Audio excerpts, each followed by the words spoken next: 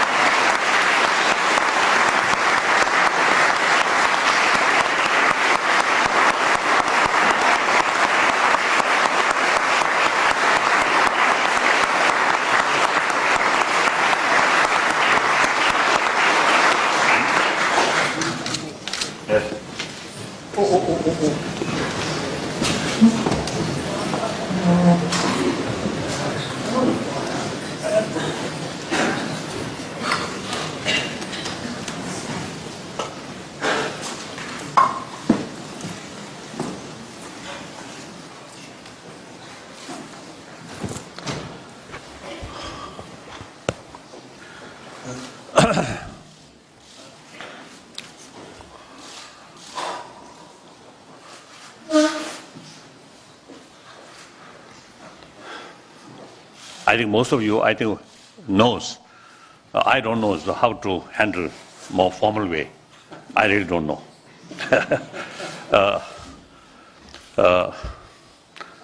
So dear brothers, sisters, and particularly those people who give me this, thank you. Thank you very much.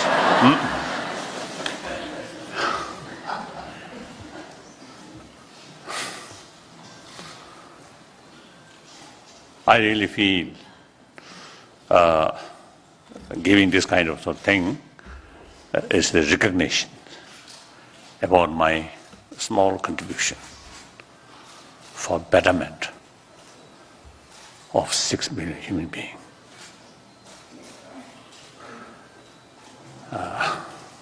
In this case, mainly try to promote democracy.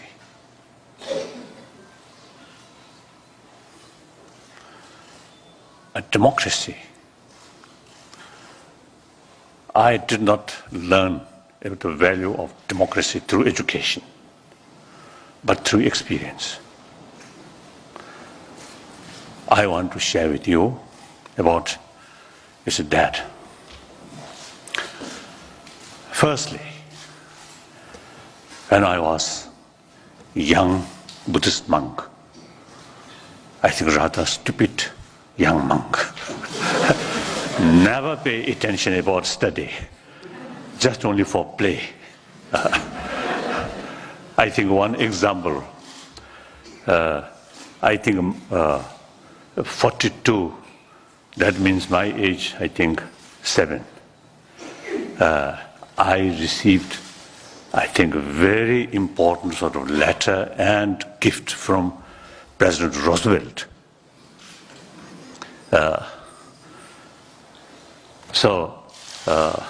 At that time, my only interest is the gift of that watch, not the letter.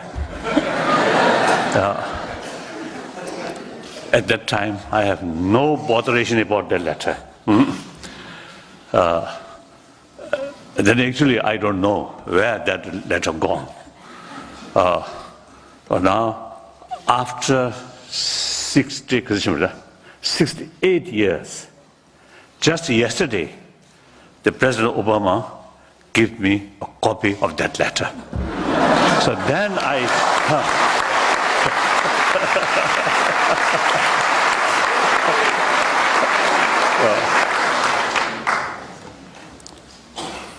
So actually at that time, the container of the container. For the watch. Container of that letter. Very beautiful. So that, I remember few weeks I play with that. That I remember like that. So at that time, by my nature, I always sort of close touch with ordinary people, particularly sweepers. And these sweepers also, you see, treated me as their own friend, equal. So that's really the source of joyfulness. And ceremony, I sit on throne. But in real daily life, I completely mixed with these people. So through that way, I learned a lot of sort of, injustice in the society. And a lot of gossips about these leaders or regents. So then, as a result, heard a lot of complaint from these ordinary poor people. And the system, also bad. I think not as bad as Chinese say, but in any way, you see, there are a lot of injustice or drawbacks. Then, eventually, 1954, I went to China, in Peking, as one member of the Tibetan delegation for the Chinese parliament, as a parliament member. So there, it's a long speech from authority where many parliament members, so they often sleep. Showing no interest. And then on one occasion, after a long session, some small group of officials and also some member of parliament, some discussion. I remember very clearly. So one gentleman, one Chinese, stood. I do not understand that at that time what he sort of wanted to talk, but the appearance, expression, you see, he complaining something. Then the leader, that I know,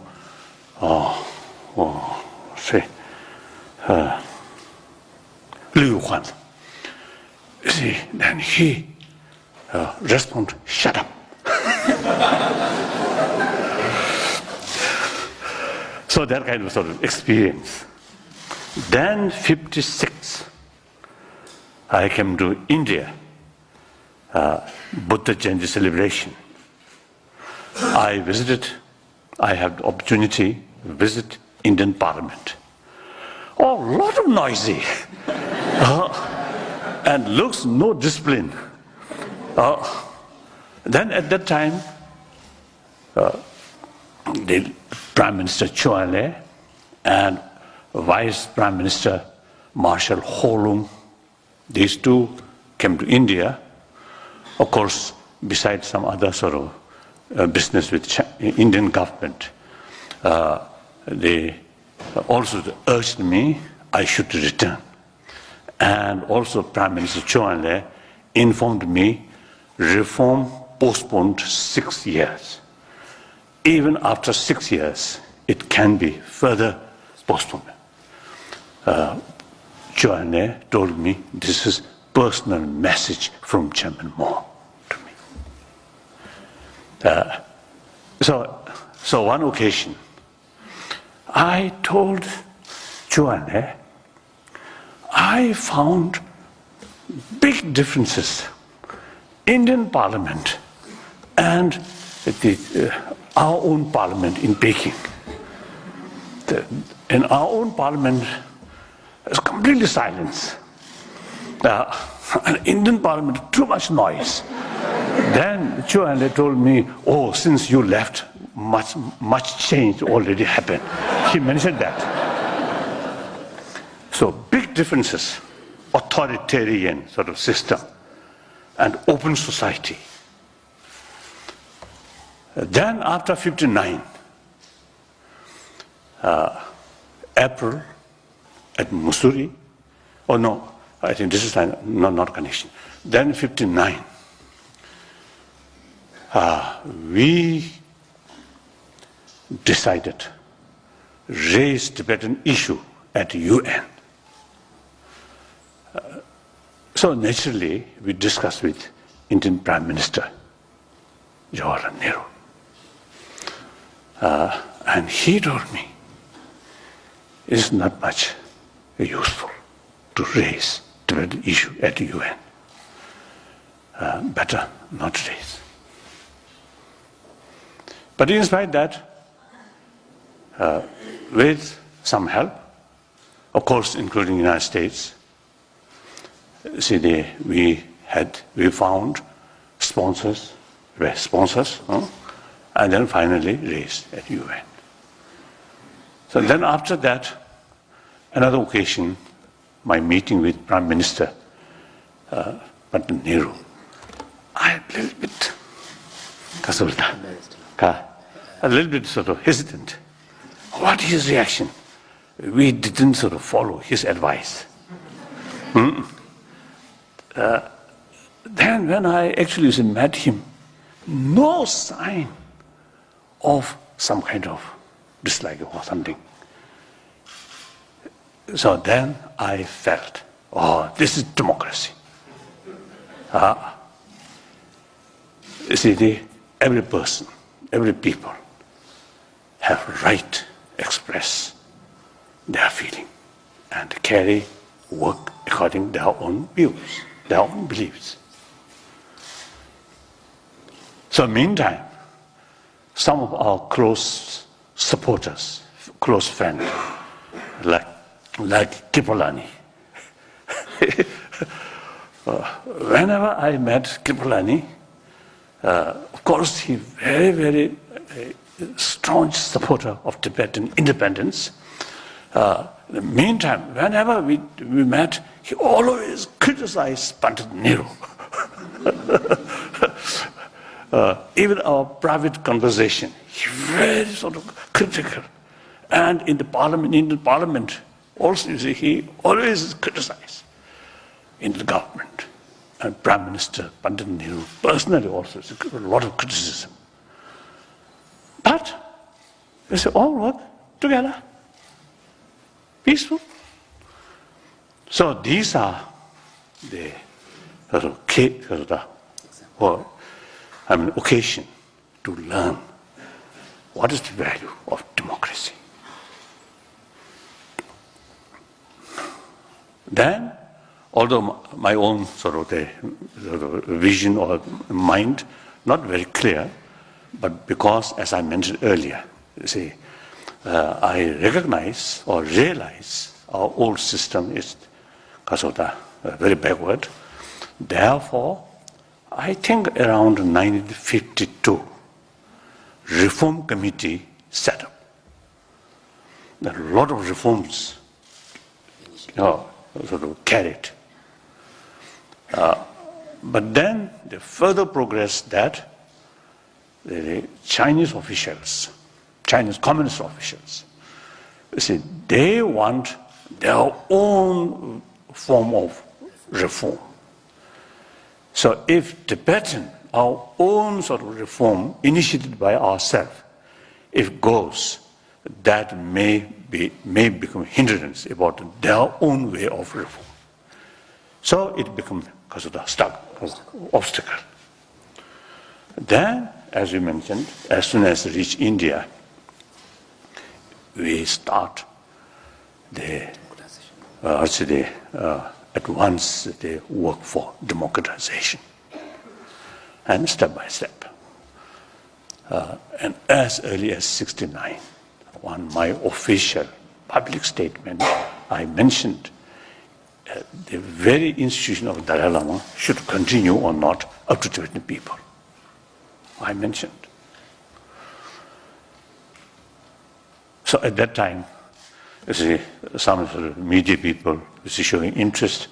So I told them, in case majority of Tibetan people feel now this institution no longer any relevant, then automatically this institution, I think at least a few centuries old, this institution will cease.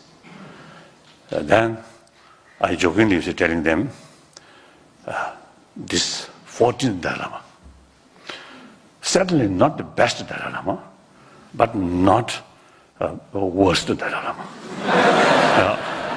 So the century-old institution cease at such not bad Dalai Lama.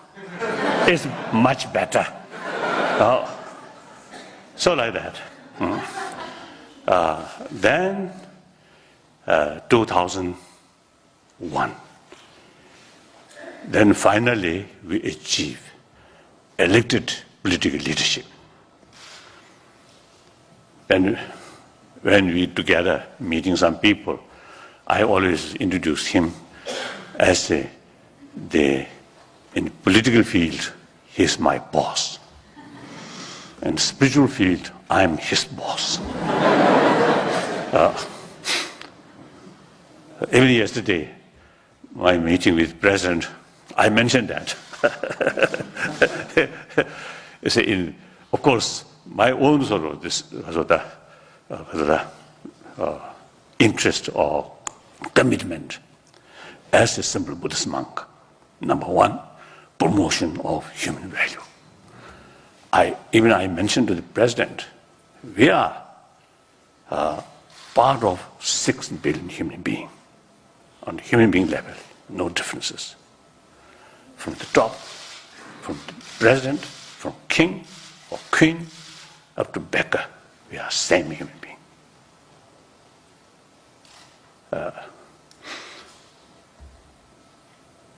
And we all have same right to live happy life. So, in order to live happy life, the material facilities, important, no question. But ultimate source, ultimate basis of genuine joyfulness, comfortable, peace is depend on our mind, inner value. So everybody seek joyfulness life, happy life. But expecting joyfulness come from outside, it's wrong. Ultimate source of joyfulness within ourselves. We must realize that. We must pay more attention about our inner value. So that's my number one commitment. And mainly through secular way. As a human being. Then second my commitment is promotion of religious harmony.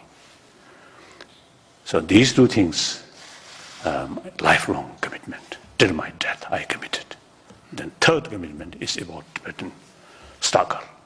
In there, now since 2001, my position is semi-retired position. So when I met some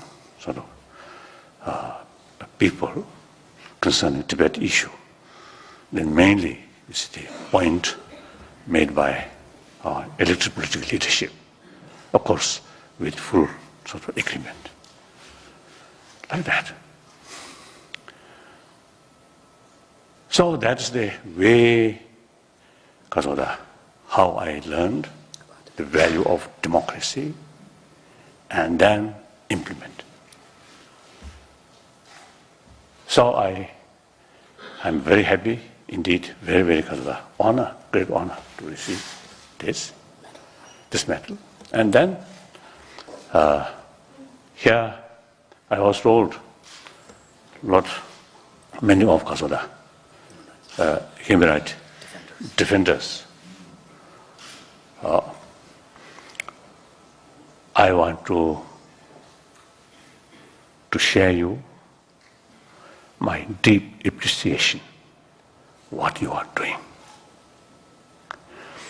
Usually, human right, protection of human right is not just individual sort of right, but I feel, I always telling those organizations, NGO, individual who really working for human rights, I always telling them,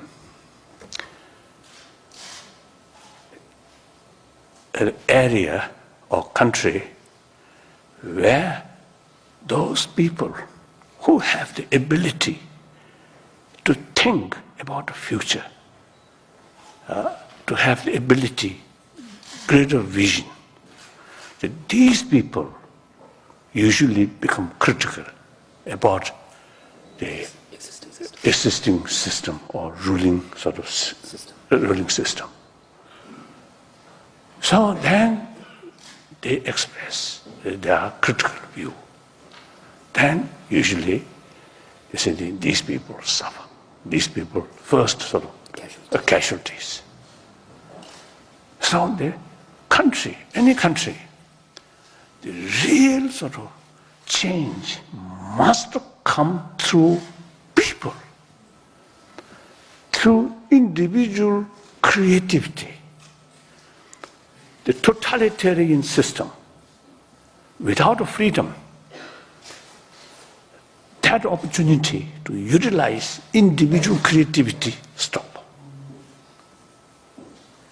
So therefore, the protection of individual human rights is actually protection of the whole society or development or progress of the whole country.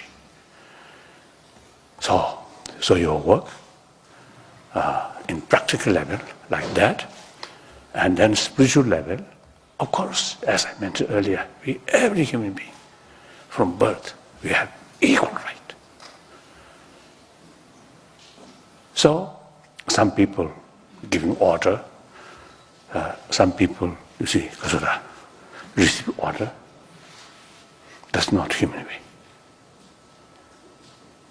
Of course, everybody, you see, cannot be president.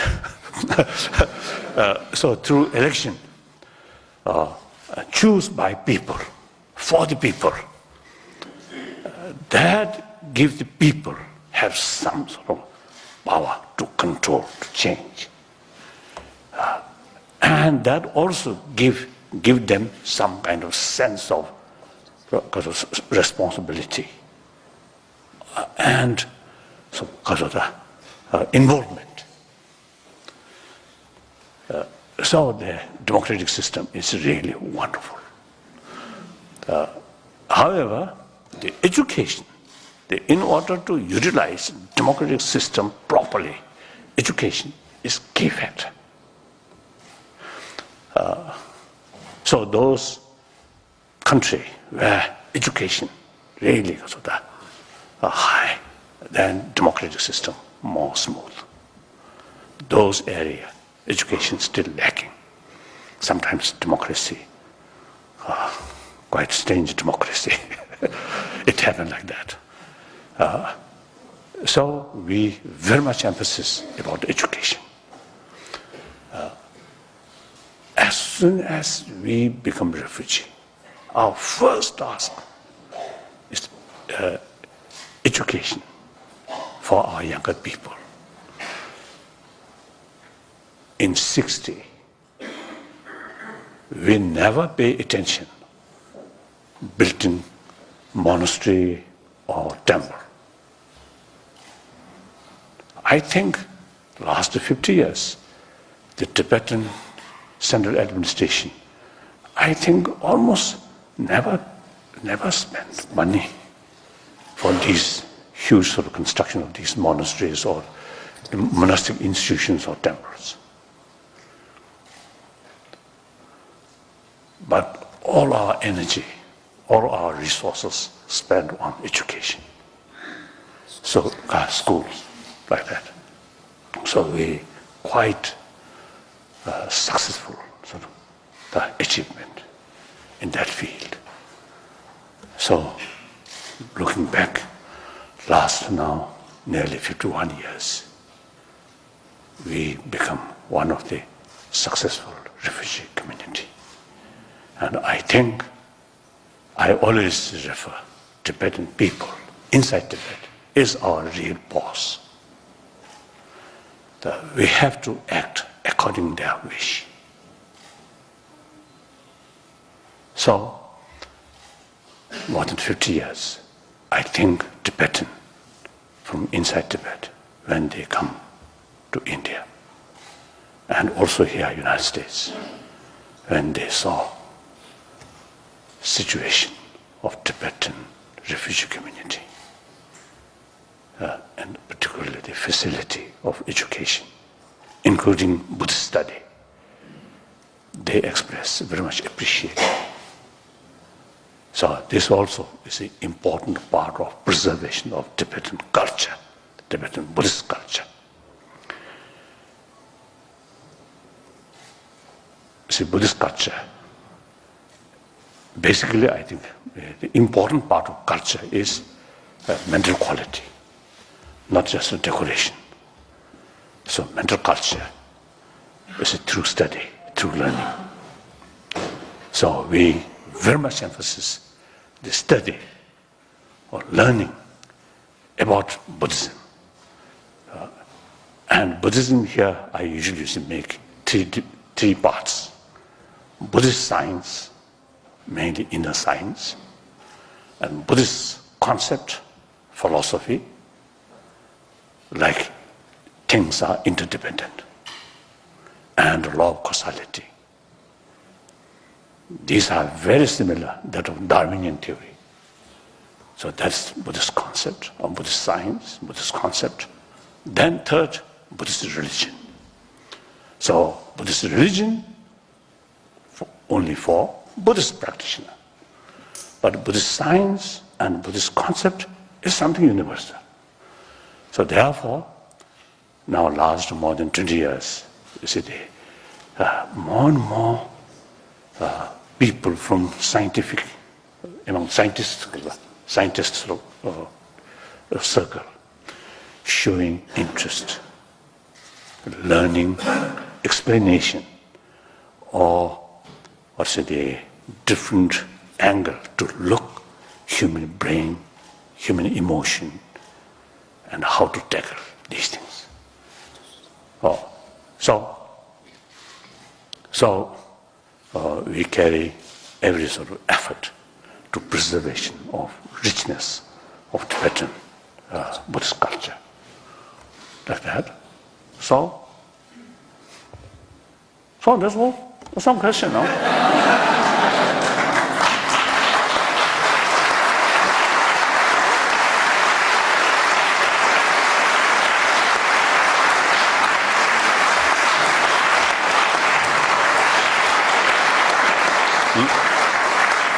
Your Holiness, we thank you so much for your wonderful and enlightening comments, and we're all very grateful that you chose to be here with us this morning.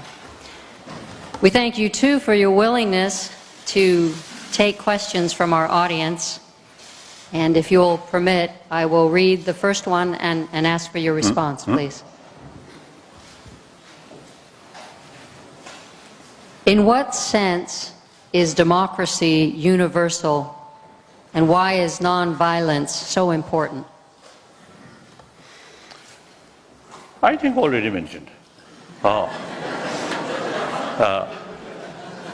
think democracy, of course, I don't know the real sort of the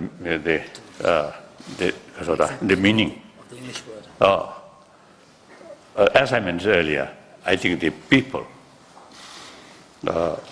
should participate. How to rule, how to govern themselves. So that means respect,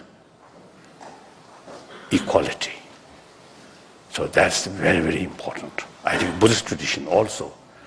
You see, Buddha, I think for Buddhist monk, the monastic sort of system, there are 100 different sort of acts.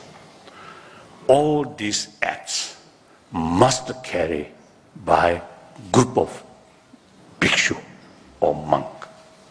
No single monk, no right, has authority. So therefore, I think, and then also, you see, whenever, every act, when we carry, firstly, we have to ask the person whether you accept this sort of task or not. Then, after he say, yes, I'm willing, then have to mention, ask the group of the Sangha. Now, this person accepted the task. Now, the group of Sangha, whether unanimous agreement or not, 3 times ask. Then 3 times ask, no answer, no opposition. Then consider unanimous agreement. Then that person carry the act. So that's, I think, a very democratic principle. I think Buddha himself had authority, but he never sort of gave authority to single Buddhist monk, isn't it?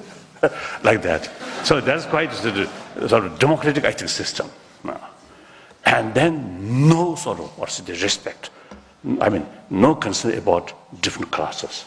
So even Chairman Mao, 1950, or 50, I think 55 maybe, on one occasion Chairman Mao told me, Buddha, he considered one revolutionary person. The existing caste system in India, Buddha against that. So he started his sort of teaching. So Chairman Mao considered him as a ancient revolutionary. So like that.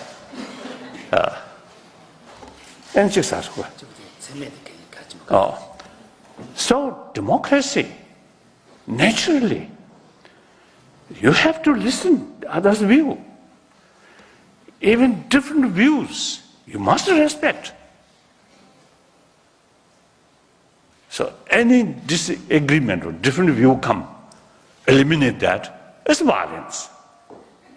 Listen their views and respect their different views or even the opposite views. We must respect. We have to find sort of common ground through talk, through understanding. So that means dialogue. That is the basis of non-violence. Non-violence does not mean remain silent or indifferent. Non-violence means problem. You heavily engage, but without sort of using force. So this is very much related. When did you first realize that Tibet had to take the path of democracy and modernization and does not threaten traditional Tibetan values?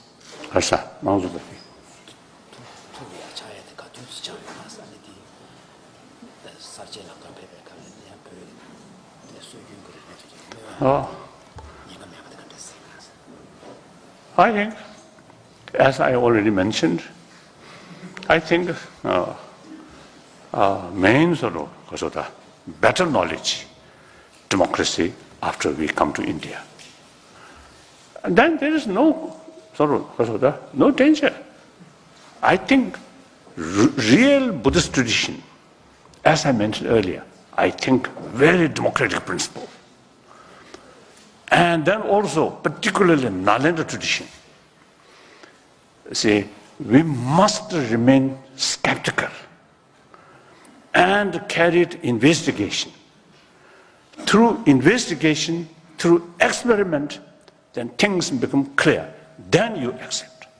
Buddha himself, you see, mentioned, "Oh, my follower, should not accept my teaching out of faith, out of devotion, but rather your own experiment and investigation. So this is very scientific.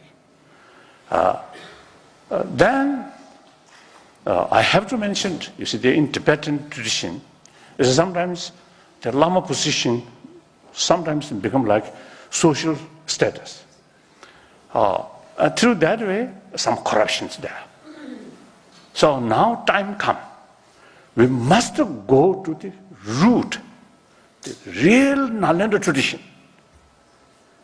So I often, you see, when I give some teaching, I often prefer the text wrote by those reliable, authentic, great masters of Nalanda institution. So now I think if we go the real sort of Kasoda, back to the source, then I think it's a very scientific, very democratic principle. So no contradiction. Which country will have greater influence in the world in the years ahead? Democratic India or Communist China? I think the United States.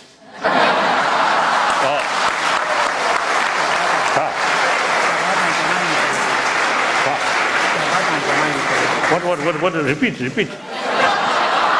that question.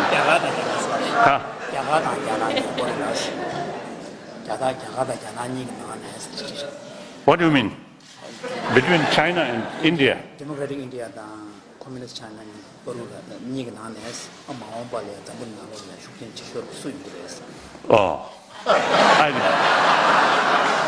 between these two. Then of course, I think recently, Indian Prime Minister, sometimes I describe him as a saintly Prime Minister. Very nice. His record, very clean. His face also looks like a saint. So, you see, he expressed, although economy field, India, a little bit today, behind, but India, democracy, transparent, and has a free information, open society, and independent judiciary. So he mentioned these things. So these are much lacking in People's Republic of China, unfortunately. So the hardliner communist leadership,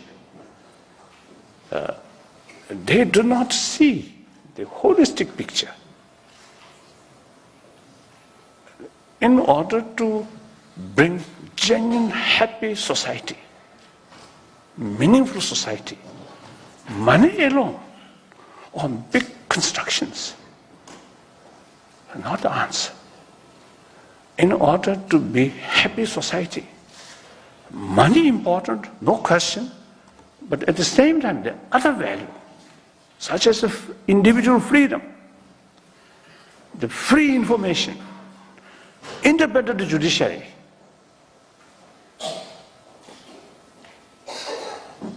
Like here, United States, my close friend, President Clinton, said one time you see a little bit sort of problem. So, under sort of court, equal, even president have to answer. And one time the Indian Prime Minister, Narasimha Rao, again one time you see have to go to the court. So these are equality. In China, you can't imagine the leader used to go to court. Court is party's court. Army also party's army. But name very beautiful. People's Army, People's Government, People's Republic. And when we were in Peking, one my Tibetan official, Tibetan official, you see, he scarcely, you see, expressed to me the hotel where most of the officials live, say People's Hotel. But actually, no people, no public. Only officials, only party member. And then in early 50s, for example, when I was in Peking, and also I think about 6 months I toured a different part of, on 6 months in Peking, then remaining few months, you see, I toured different part of the people from China. At that time, those party members, really dedicated people. They don't care about their personal comfort. And with full belief, faith, Marxism, ideology, very strong belief. So there is a clear vision through socialism, reach classless society of communism. That also not just one country, but worldwide movement. So beautiful, because of the vision. So much attraction. So at that time, I also expressed, I want to join Chinese Communist Party. Still, I believe, as far as socio-economy theory is concerned, I consider myself still Marxist. So sometimes I feel my brain more red than those Chinese leaders. They don't care about Marxist socialism, but capitalism, just making money. So like that. So therefore, today, those new party recruit, no such faith, no such enthusiasm or determination. Simply try to get the opportunity, power, money, like that. So today's communists in China, really corrupted. I think the people, as far as I know, I think among the intellectuals, I think very few support that. So like that. So you mentioned,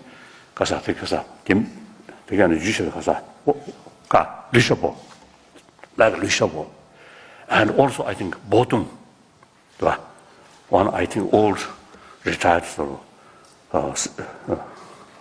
high party position. So they now they express the really illusioned way. Disillusioned. So sometimes I express, now time come, the Communist Party now should retire with grace. It's much better. If you use the Chinese officials furious about that. But actually, I have plenty of reason. Now, no popular support, no solid ideology. Actually, today's Chinese Communist Party is Communist Party without a communist ideology. It is really wonderful. Then recently, I met one Nobel laureate. I cannot mention his name, but socialist. He, in the past, very sympathetic towards the people of communist China. Recently, I met and I asked him, now China really socialist? And without hesitation, he said, no, not socialist, capitalist, authoritarian. He mentioned like that. So, in world history, and particularly in 21st century, people, better education, better awareness about different values, and how can remain such sort of system. Now, sooner or later, any political party, impossible, remain power forever. That is certain. So therefore, the Chinese Communist Party, I think, did many wrong things, but at the same time, they also made a lot of contribution for a stronger China. So now with that, I'll gracefully retire with, I think, some high pension today. Very good.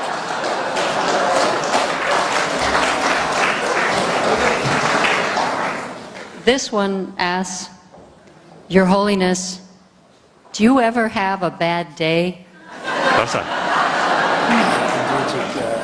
Bad day, 2 minutes.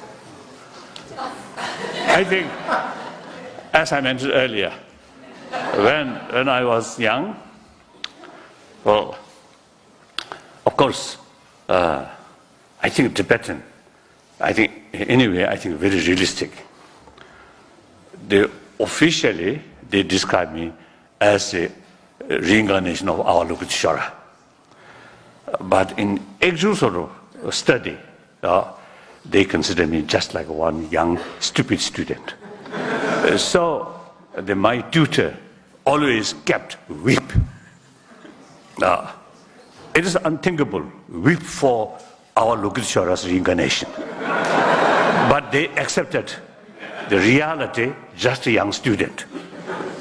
So at that time, my immediate elder brother and myself, both monk, carry study together. So my tutor kept 2 whips. One whip yellow, one whip ordinary whip. So that yellow whip supposed for that holy student, Dalai Lama. So if that yellow holy whip use, I don't think any holy pain. I don't think, just a pain. So therefore, I have sort of sufficient sort of, I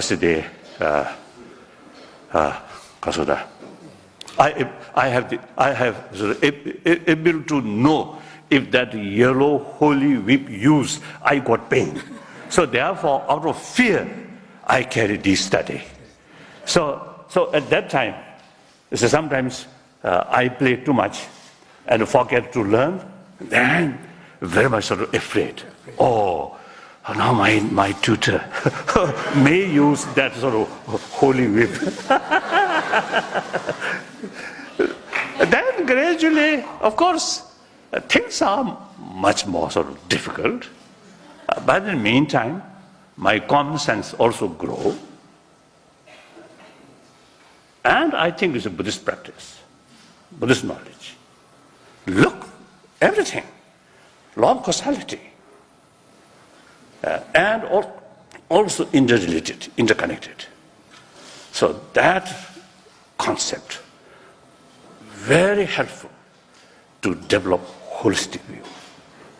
Then, even if the worst sort of because of the difficulties, you see, if you look, holistic view, okay. Then, Shantadeva's one sort of advice. If things really facing difficult, then analyze the situation. If there is way to overcome that, then no need worry. Make effort. If there is no possibility to overcome that, then no use too much worry. Very realistic, very scientific. So, whenever I got some problems, I always look from holistic view and then think there's something can avoid, can overcome. I try my best. If something impossible to do that, then okay. We have sort of also one strong sort of belief or concept, law of karma. So due to our own karma, now nothing can be done. Okay.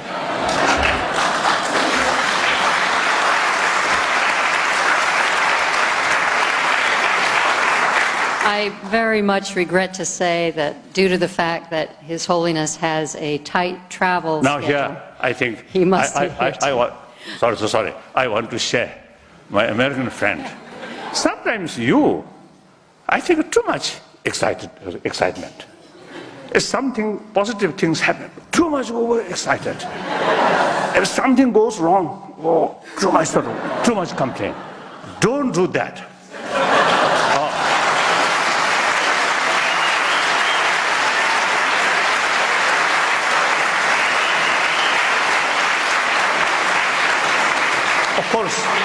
Of course, intellectual level, we must know right and wrong and good and bad. But actually something happened. Emotional level, deeper level, I think you must try to keep calm. So, you see, difficult things will come. Realize at the intellectual level, realize that, so make effort. But should not reach deeper your mind emotion. That's, I think, very important. We all have the same capacity, same potential. Only thing, too much sort of rely on external thing. Then this is too much sensitive. If you look inner values, inner resources, then you become more realistic. And particularly here, the compassion, infinite compassion is really very helpful. One's own, part of my own practice, and many Tibetan good practitioner. Oh, I cannot say I'm good practitioner. I cannot say, but I am practitioner. So therefore, dedicate your own body, speech, and mind for well-being of infinite sentient being, including your enemy. Then, that, at a practical level, not much. Cannot solve the problem, cannot help, but emotional level, immense benefit. All like that. Everybody have the capacity, and everybody come from mother's womb, and everybody survived with mother's milk. So we have the same potential is to develop this inner strength based on human compassion, human affection. That's that. So. No, we just thank you so much for being so generous with your time here, and it's been such an amazing privilege. I remember your wonderful book, The Art of Happiness, reading it many. We just thank you so much for being so generous with your time here, and it's been such an amazing privilege. I remember your wonderful book, The Art of Happiness, reading it many years ago, and maybe like many of you, never dreamed that I would get to hear you in person, but I remember what you stated in that book, that love and compassion and a sense of universal responsibility are the sources of peace and happiness. You've given us a great deal of happiness here today, and we thank you so much. Thank you. Thank you very much. Thank you.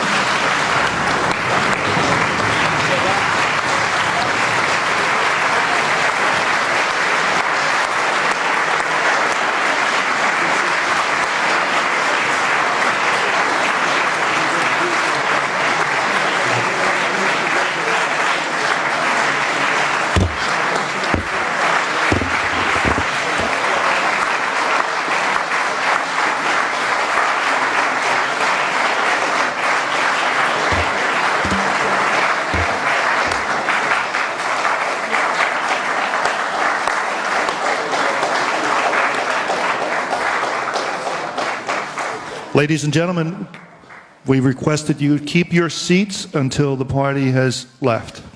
Thank you.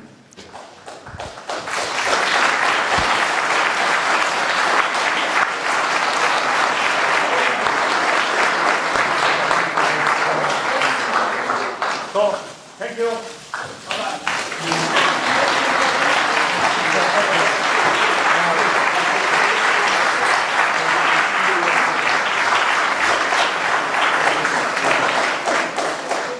Ladies and gentlemen, we're going to let the Dalai Lama's entourage exit first. So if you could please stay in your seats. And as a special gift to each one of you, our partners at the International Campaign for Tibet have arranged to give all those present today a beautiful calendar with exquisite photographs. And I take this opportunity to thank Dr. Billington and his staff here at the Library of Congress. They've been delightful. And I understand, too, the library has arranged to display some of its extraordinary Tibetan collection down the hall. So in a few moments, and thank you again for waiting, you'll have the opportunity to view those treasures on your way out. Thank you all, and good afternoon.